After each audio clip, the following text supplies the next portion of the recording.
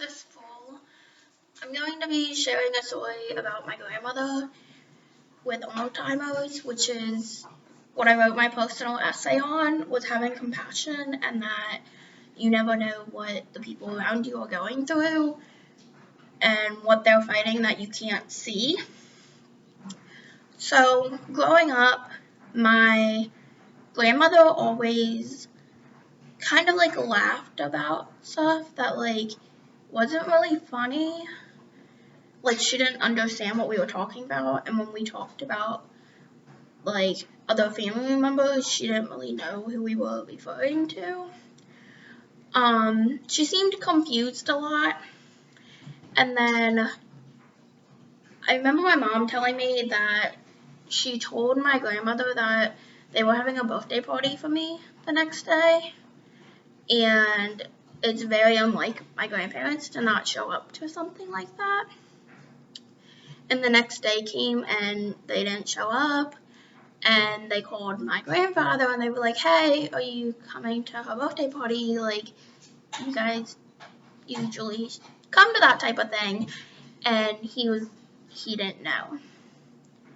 My grandmother didn't mention it, and she didn't know. She did not remember my mom saying anything to her. So then when my freshman year of high school, I walked into the nursing home and my grandmother asked me where my parents were, how little kids ask each other, "Where are your parents?"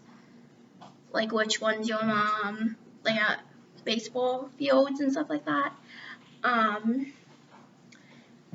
And my parents were right behind me. She didn't recognize either one of them.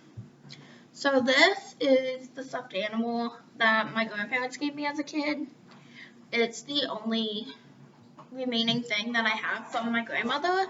She's still alive and she's in a nursing home, but this is the only thing I have of when she actually remembered who I was. So it's pretty meaningful to me. I've kept it over the years because it's the last physical thing that I have of her and who she actually was.